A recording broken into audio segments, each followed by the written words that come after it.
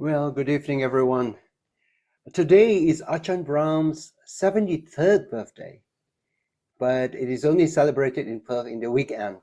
So Ajahn is already 73 years old, and he is currently the spiritual advisor for BGF.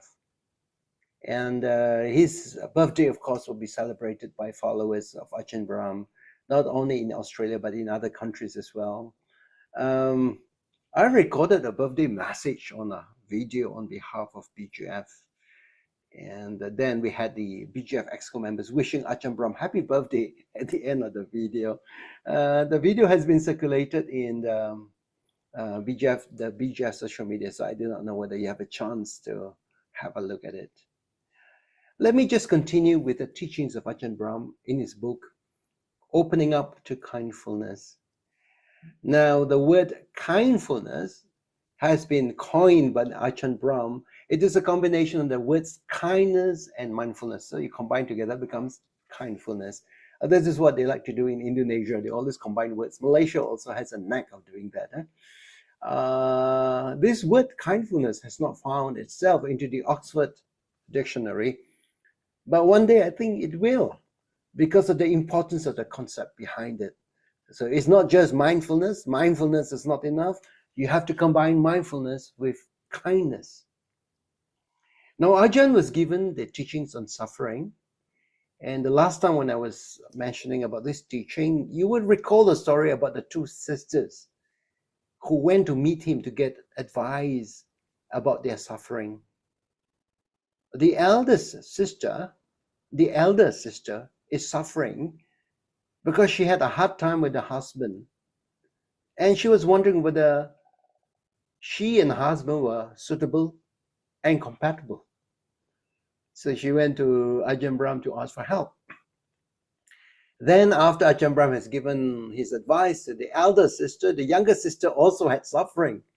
And her suffering was because that she was single and desperately wanted to get married. So Ajahn told her, now you have got a single woman's suffering. And if you get a partner in life, you won't have a single woman suffering anymore, but you have husband suffering instead. Ajahn then turned to the elder sister. If you left your husband, you won't have husband suffering anymore, but then you will have a single woman suffering. So the moral of the story is that changing the situation you are in is not the way to overcome suffering. It is just changing one form of suffering for another. Now, you will recall our experience when we were young. When we were in school, we thought that when we finish school and go to university, we will be happy. Of course, when we get to the university, we had another set of issues at the university. And when we finish university, we thought, wow, when we get to work, we'll be happy. But did it really turn out that way? No, along the way, they're always challenging. The happiness will last for a while. But then you begin to have different sets of challenges. We are merely changing school suffering from university suffering and then to work suffering. Now, when you were young, I believe you couldn't wait to get older so that people will take you seriously and then you can have your own freedom. Now you're much older, and now the challenge is trying to remain and look young. Hence, the anti-aging remedies and cosmetics are doing a booming business among the baby boomers who are now into the 60s and 70s. Ajahn Brahm says that when you're young, you have a young person suffering. When you're middle-aged, you have a middle-aged person suffering. And when you're old, you have an old person suffering. So the point is not trying to get rid of suffering, but changing the situation you are in. Are you happy? Or do you want something else? What are your dreams in life? What do you really want in life? Now, some people want to get rich. If you're rich, you don't get rid of suffering. You only get a rich person suffering.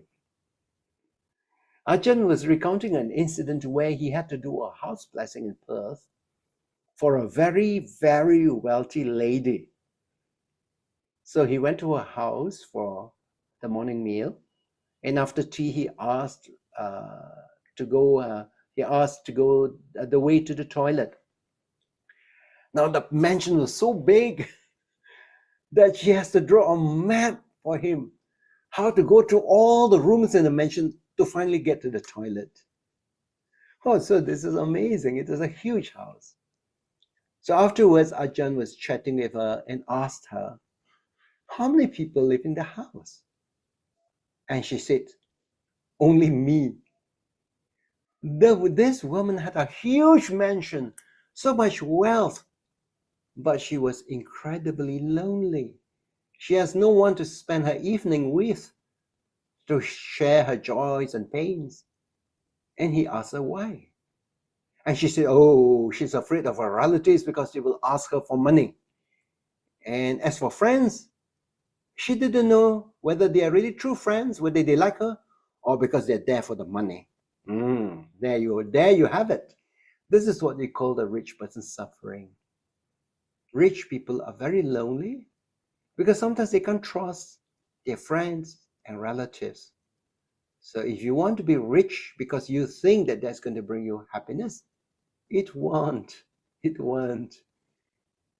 Why are there so much suffering in life?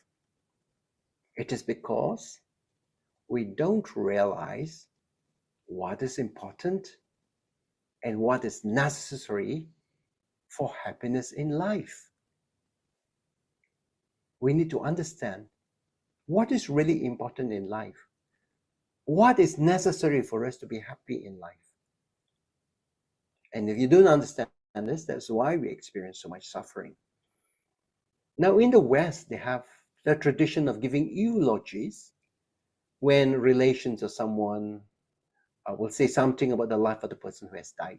So this is a eulogy. A person has passed away, a relative or friend will be asked to say something about this person. And that's a eulogy. Ajahn says that he never once heard people saying about the deceased, how much money they have in the bank, or how big a house they had. When a person dies, what we remember is how kind they were, how selfless, how generous they were. Those are the things that really count because they are the ones that make happiness.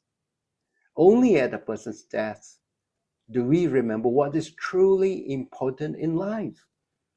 They are kindness, generosity, friendliness, service to the community. So you like to know the secrets of ending suffering? It boils down to what you aspire to do. So what we should be aspiring is not to be the richest person in the world, but to be the kindest person. Not to have the biggest house, but to have the biggest heart. Not to be the person with the most aggressive goal-getter, but one who is most loving. Not the one who gets the most, but the one who gives the most. So that's a secret of happiness. The reason we suffer is because of expectations. We ask for something in life that cannot be given. We ask something of our husbands or wives, our parents or children, which they cannot supply. So the secret of overcoming suffering is just realizing the truth of life. We should make our desires realistic. Well, husbands are like this, and wives are like that, and children are like that. And they will not become doctors or engineers and marry the person that you like them to marry. Nor are they going to live next door so that you can mother them for the rest of their lives. Ajahn Brahm says that he works hard and he doesn't expect work to get anything. So he works hard to give and not to expect anything in return. So that is the secret of his happiness. Now, Oscar Wilde, who is an English writer, dramatist, once said, there are two tragedies in life. One is not getting what one wants. That is not getting what you want. The second tragedy is to get what you want. The first cause of suffering is not getting what you want. We can understand that. The second cause of suffering is getting what you want. But then you find out, oh, it is not what you expected. It is so disappointing. And that becomes the second cause of suffering. Sometimes not getting what you want can also be a source of blessing. Essentially, when you find out what happens, like once I was given a scholarship to travel in the United States. But then because of the pressures of work in the office, my boss said, no, it was only supposed to be 3 weeks. And you go to you can choose the various places in US that you can travel and you can meet whoever you want. I can just put down my shopping list and it's supposed to be 3 weeks journey. But when I face my boss, she says, no, there is work to do. For her, there's work the year round. Every time when one work finished, the next one will come up. So of course I was so disappointed. After all, this is a sponsored trip and it's like a scholarship. About the time that I was supposed to be in US, September 11 happened. It would have been a disaster if had I been in the United States at that time, with all the planes being rescheduled and all the security at the airports and all. It's going to be a real havoc. So sometimes not getting what you want can turn out to be a blessing. Are you influenced by advertisements? Because advertisements are designed to create desire. There's a certain formula they follow, how to create desire in order to make you want to buy something, right? To do something. That's the purpose of an advertisement. Even if you don't have the need right now, things will change after seeing the advertisements. They start working on you and eventually makes you want to buy some things, even if the things that you don't need. Ajahn Brahm was recounting on an advertisement on TV. This is for Saint Bruno tobacco. Well, we don't have that tobacco here, I think, unless you're a pipe smoker. So this is Saint Bruno tobacco. Was the tobacco sold in Britain? So he saw this advertisement when he was a young student and still a layperson. So I guess the tobacco is very popular amongst those who smoke pipes in Britain. So what does the advertisement say? So on TV, you see this ordinary looking guy walking down the street. He doesn't have a girlfriend and no one even cared anything about him. And then he put Saint Bruno tobacco in his pipe and lit it. And the aroma from the tobacco started spreading down the streets. And then an incredibly gorgeous girl in the bank smelled the Saint Bruno tobacco and she was smitten. So she jumped over the counter following this guy, captivated. And as he walked down the street, a beautiful red-haired girl and the news agent jumped over the counter and also followed this guy with the Saint Bruno tobacco. And then another beautiful girl in the grocery store also got smitten by the tobacco. In about 1 minute, there was a long line of incredibly gorgeous women following this ordinary-looking guy because Saint Bruno tobacco captivated the women. What do you think of this advertisement? Isn't it stupid? Do you believe that? Well, Ajahn Brahm admitted that as a young and lay person, he fell for the advertisement. So he bought some Saint Bruno tobacco, but to his dismay, the tobacco didn't work out like the advertisement. No one followed him down the street. Okay, so why is it that we have fantasies and dreams about life and we get sucked in by these fantasies and dreams? We always think that things can get better. But really, whatever you have is good enough. I actually found this a good advice, because sometimes, as a layperson, after you get something, you say, oh, maybe this is not good enough. Let me aspire and let me try to get something else. Sometimes in order to put a stop to that, you say, oh, no, this is good already. This is good enough, good enough. Otherwise, you keep on upgrading. When you get the latest phone, okay, you have phone, and upgrade it when the new model comes in. When you have whatever, a car, a camera, they change model. They always try to tell you the new features, and you think, oh, what I have is not good enough. Let me just go for that.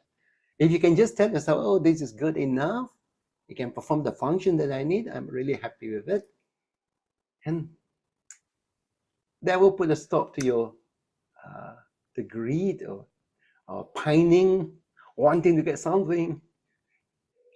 In the meantime, instead of working up the desire, see how you can contribute to your family, to your friends and society, because the contribution in that manner is the secret to happiness. If you want to something out of it, you get suffering. If you do something because you want to get something from it, you get suffering. If you do it with a good heart for others, for the good of society or community, then there is no suffering. You just get beautiful joy. Okay, so now it is time for us to proceed with our loving kindness meditation. And as I've mentioned previously, as you learn Metta meditation under different teachers, sometimes they use slightly different techniques, but the underlying principle is always the same. It is based on trying to bring out a sincere wish for the well-being of all sentient beings. All right, so wishing the well-being of all sentient beings.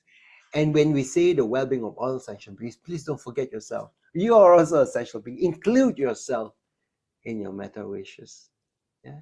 So when we do metta, it is important for you to free yourself from all forms of hostility, especially negative emotions like anger, enmity, hatred, and grudges. These negative emotions is not good for us, actually. It refers to the anger within ourselves. Sometimes actions of other people could bring up the angry part of us.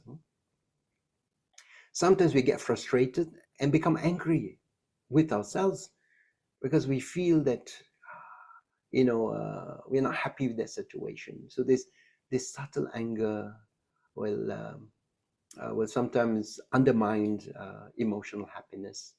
So if you want to do metta, try to put aside anger and hostility. The second thing is that free your mind from fear, worries, and anxiety. If this fear, worries, and anxiety is like a baggage, like a burden, just leave it behind. Don't carry it with you. Let go of fear, worries, and anxieties, because this will bring you a great sense of relief, giving you mental happiness, and also to have good health. Good health is a blessing. Yeah. So when we do metta meditation, we send the wishes first to ourselves, and in our practice we have 4 wishes. The wishes go like this: may my heart be peaceful and free. It's a wish, sincere wish, that may my heart be peaceful and free. The second wish: may my mind be happy. May my mind be happy. The third wish: may my body be healthy.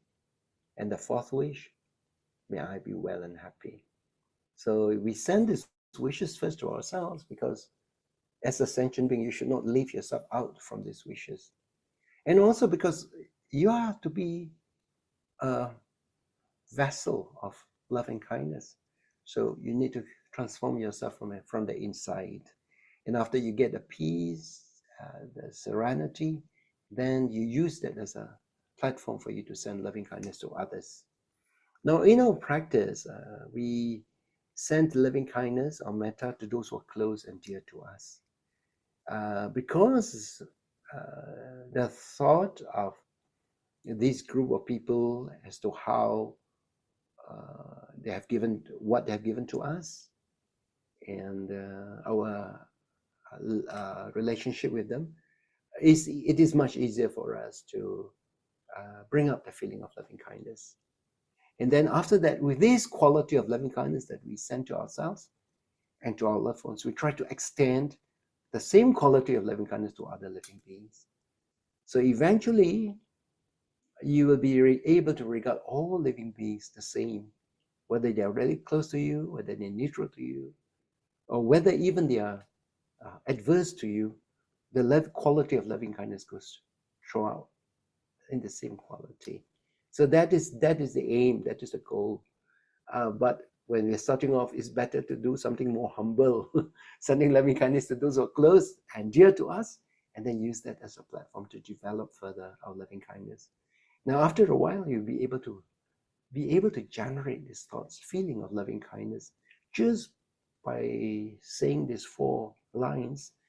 You are actually conditioning yourself to be able to generate loving kindness, and it becomes quite easy after that. So when you begin to radiate loving kindness, when loving kindness becomes part of you, and when metta becomes a mental habit, you'll actually experience more happiness in your life, really. So really, that happiness is something that you can train by learning how to do loving kindness meditation, by learning metta. You actually get more happiness in your life, really. So it is a mental habit. If you like to think something negative, then you wonder, why is my life so miserable? But if you learn how to do metta as a mental habit, you actually condition yourself for more happiness. Okay, so that is how we do metta. And we can start doing loving kindness meditation. I'll just ring the bell. You sit in a comfortable manner. Doesn't matter. You can sit on a chair or on the floor, up to you. But just keep your back straight and don't slouch. Don't sit, meditate at the side like that. Because if you sit for a long time, then you begin to experience some stress and strain in your body. Balance your head nicely above your shoulders. Feel aware. Be aware of the flow of your breath. Feel comfortable. And as you send loving kindness, have in your mental's eye, in your mind's eye, the people whom you like to send loving thoughts. And then you have them in your eye, and you like speaking to them, wishing them well, sending loving kindness to them. And I will guide you through this meditation. So now, if the other thing is that if you're doing this meditation for the first time, or you're not used to the 4 wishes, it might get a little complicated. You're not sure how to say it, because in the middle of meditation, we do not want you to be in a situation to say, what's the next wish? I cannot remember. Is it like this or is it like that? So if you do that, then you'll find that it becomes an obstacle to your generation of metta. So if you're in that situation, just stick to one wish. Maybe you could wish, may I be well, may I be happy. Simple enough, start with that. Later on, as we continue to do loving kindness meditation on Wednesdays, and then very soon you will be able to learn all the 4 wishes, and it becomes comfortable, because after a while, making those wishes is no issue at all. You feel comfortable. All right. So I'll ring the bell. We watch our breath, and then we move on to the practice of the inner smile.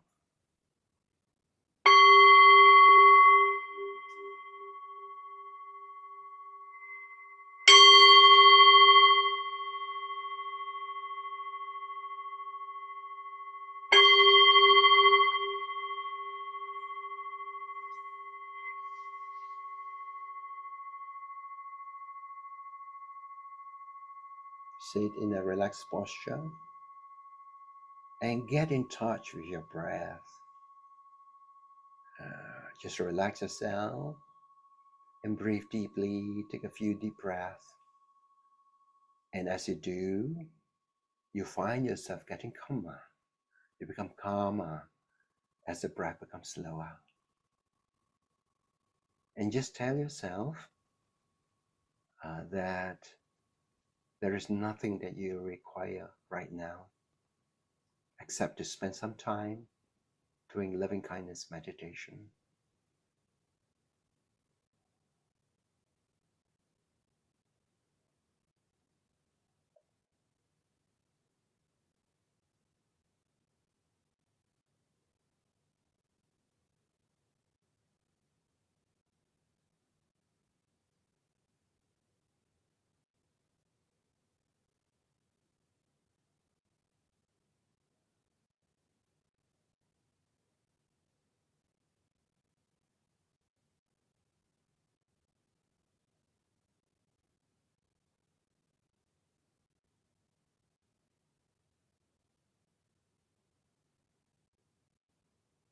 And now bring up your inner smile. A smile is connected with peace, happiness, friendliness, relaxation. Just be aware of the crown of your head and let a smile be on your crown. You can even feel the sensations on your scalp area. Can you feel it smiling now?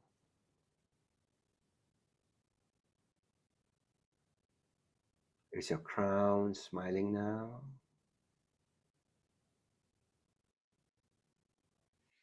And now move down to your forehead. Can you feel the sensations on your forehead? Now putting a smile on your forehead.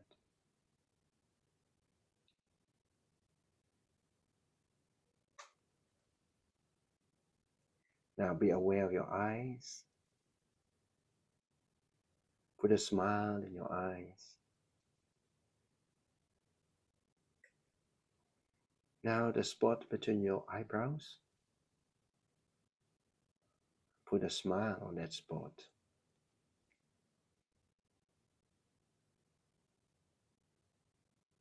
Now just be aware of your face. A smile on your face.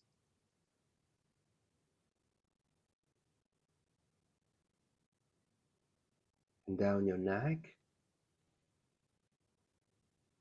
Now at the base of your neck is your thyroid gland. Put a smile at your thyroid gland. Blessing your thyroid gland.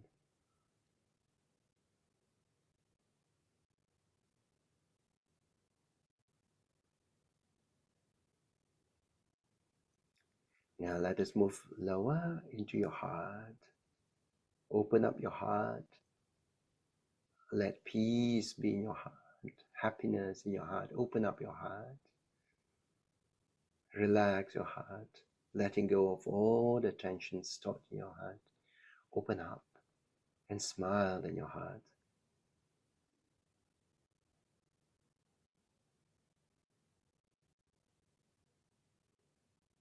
Now the smile from your heart, radiate that out to your lungs. And gratitude to your heart and lungs for keeping you alive from day to day, from moment to moment.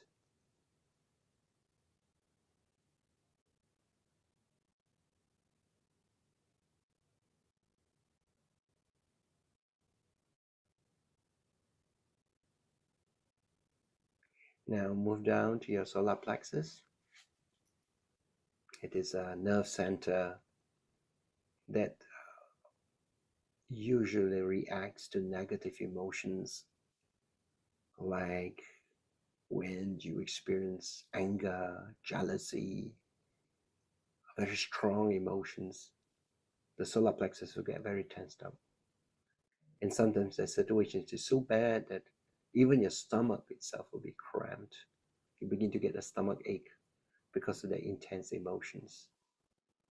Now put a smile in your solar plexus, relaxing your solar plexus. Bring happiness to your solar plexus. Make it radiate and shine and relax. And just have positive emotions. A happy solar plexus, a relaxed solar plexus will bring happiness to the surrounding organs of your body. Now on the right side, very close to the solar plexus, will be your liver. Put a smile in your liver. The liver is just below your right ribs. Smile at your liver. It is as if you can begin to feel your liver, relaxing your liver, having friendliness and kindness to your liver.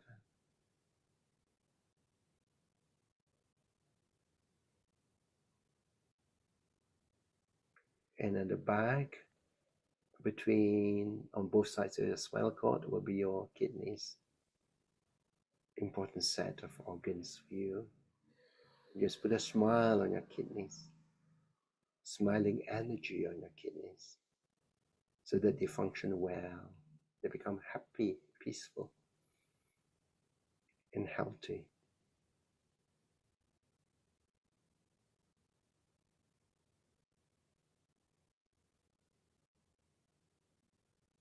And on your left side will be your spleen. Put a smile on your spleen. The spleen will control your blood.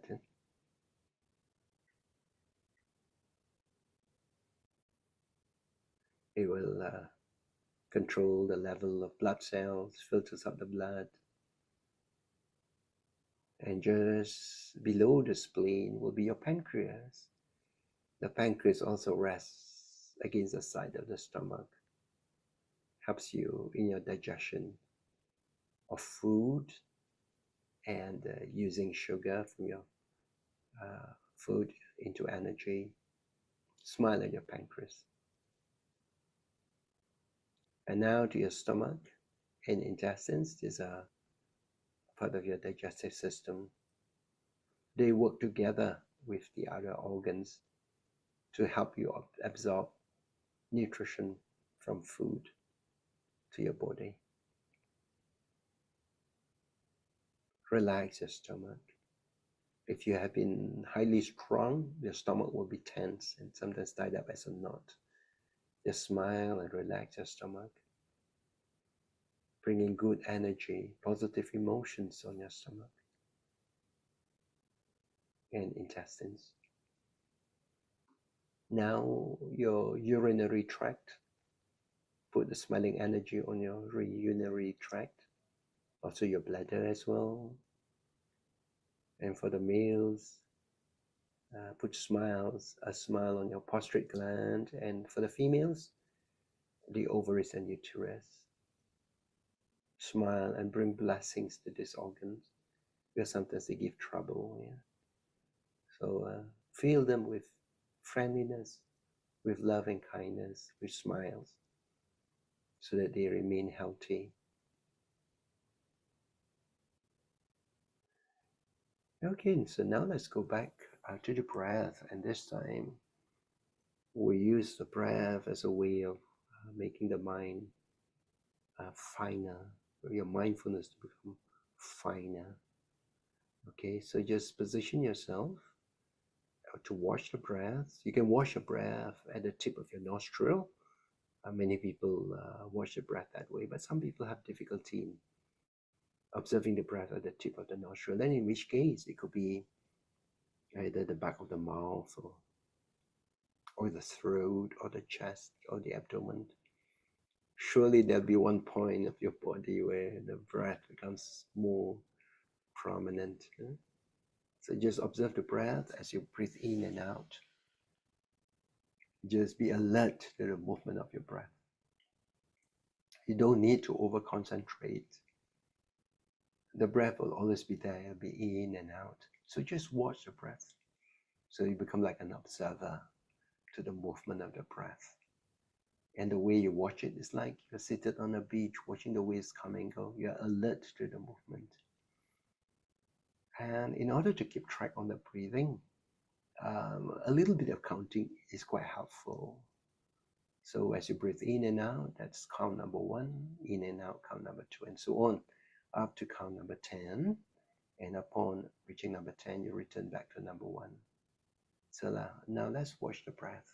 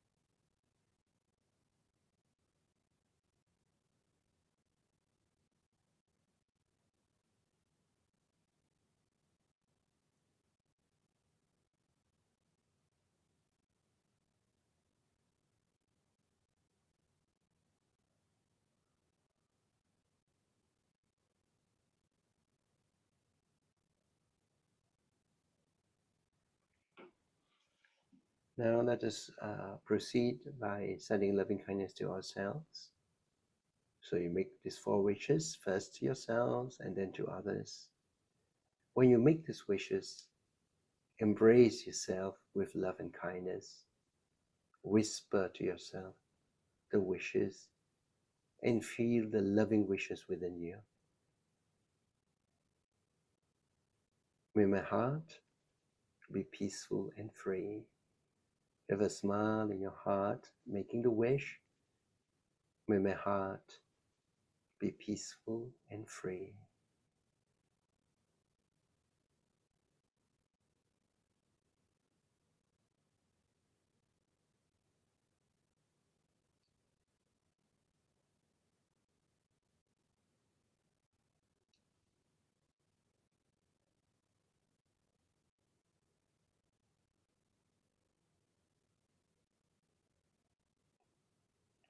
May my mind be happy.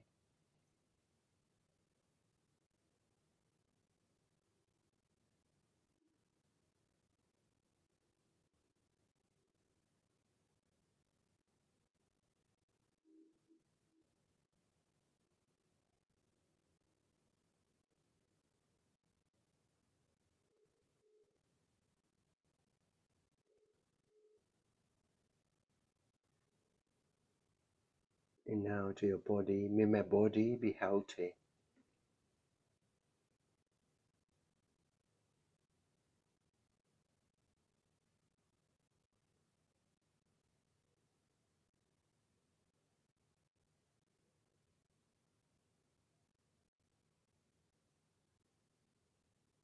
May I be well and happy.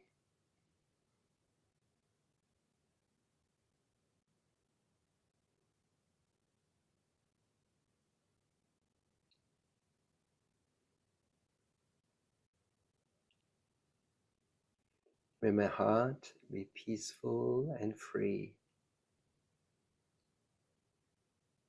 Can you hear the wishes within you? Feel the loving wishes within you. May my heart be peaceful and free.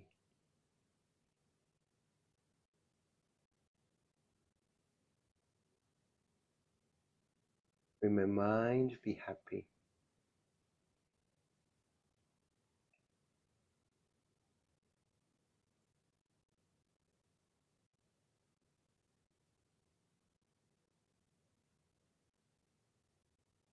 May my body be healthy.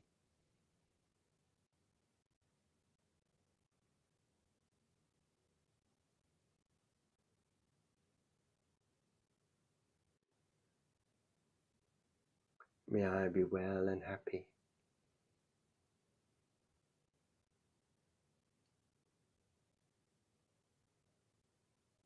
And now we generate a loving thought for the first group of persons. In this include people whom we have a lot of gratitude for their kindness and the wonderful things they've given to us, making us where we are right now, bringing us to where we are. They have sacrificed a lot. They've given so much love. And so we think about their qualities. We also have a sense of deep gratitude for them. This first group of people will include our parents, our grandparents, and our teachers, the source of our knowledge. We learn so much from our teachers. And you might have friends, mentors that look after you. So this is a special group of people whom you have great respect and you would like to send loving kindness to them, thoughts of metta. So if you're sending loving kindness to your mother, just think that your mother is right in front of you, maybe about 3 feet away, and she's in a good frame of mind, she's happy. And then you can speak to her from your heart. You say, Mother, may your heart be peaceful and free. May your mind be happy. May your body be healthy. May you be well and happy. And similarly, you can send loving kindness to your father, to your grandparents, or even your guardians if you have guardians looking after you when you are young, and to your teachers, especially the teachers that have given you Dhamma. You learn a lot from them. Okay, so let us send loving kindness to this first group of people. Do it at your own pace, but having the image of the person in your mind's eye as you make these wishes. You can also say, wherever you are, may you be well, may you be happy. That's also okay. All right, so let us send a loving kindness to this first group of people.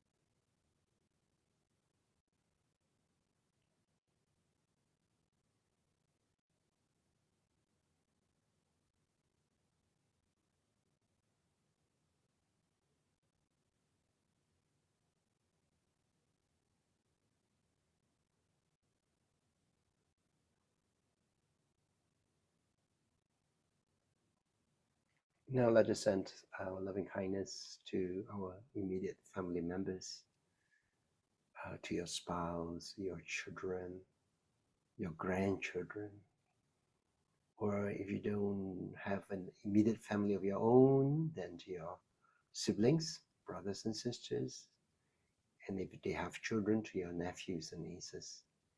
You can send loving kindness to them as a group or one by one. Just touch them with love and kindness, with your blessings from a sincere heart.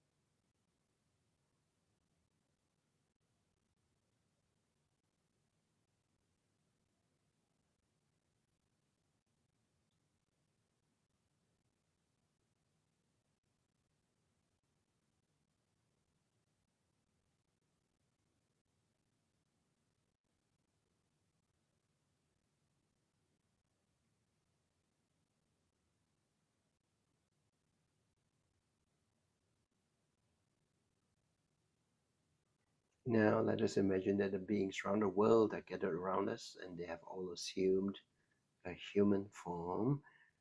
Let's send our loving thoughts to all the beings in the forward direction. Beings in the forward direction, may your heart be peaceful and free. May your mind be happy. May your body be healthy. May you be well and happy.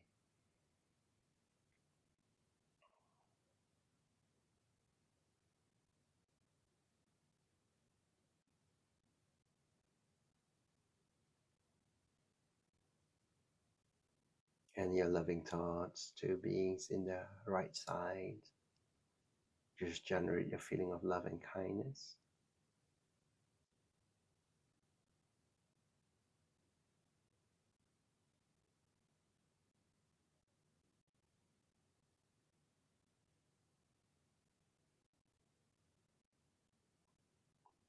Beings in the backward direction.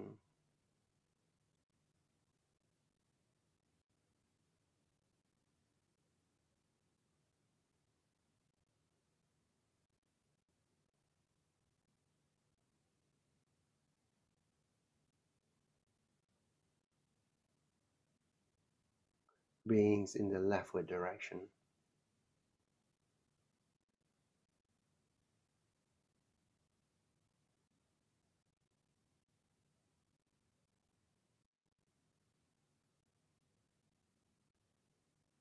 Beings in the downward direction.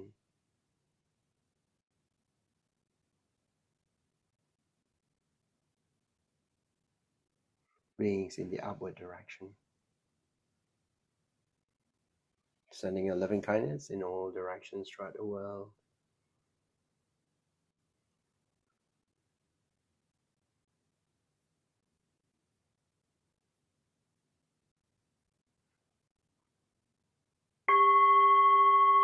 Bhavatu sabba mangalang rakantu sabba devata sabba buddhana bhavena sadasuti bhavantu te. Bhavatu sabba mangalang rakantu sabba devata sabba dhammanu bhavena sadasuti bhavantu te. Bhavatu sabba mangalang rakantu sabba devata sabba sanganu bhavena sadaswati bhavantu te. Now focusing your attention within and observe the peace and quietness inside. In the calmness of your mind, send out wholesome thoughts and share your merits with devas, guardian deities and protectors. May they give blessings to all of us, as well as to the members, supporters, donors, and ex-co members of BGF. Etavatacha ammehi sampadam punya sampadam sabbe deva sabbe satta sabbe bhuta anumodantu sabba sampati siddhya. With this positive energy, let us think of our departed relatives and friends, transferring merits to them, so that may the merits help to bring them relief and happiness wherever they are. Idang me nyatinang hotu sukita hontu nyatayo. Idang me nyatinang hotu sukita hontu nyatayo. Idang me nyatinang hotu sukita hontu nyatayo. Let us make some aspirations with the grace of these merits that we have cultivated. May we avoid the company of foolish people. May we be blessed with good teachers, good friends. May we always remain on the path of Dhamma and receive good teachings. And we will one day achieve the highest bliss of Nibbana. Amen. Punya kamena mami balas magamo satang samagamo hotu yavanibana patiya.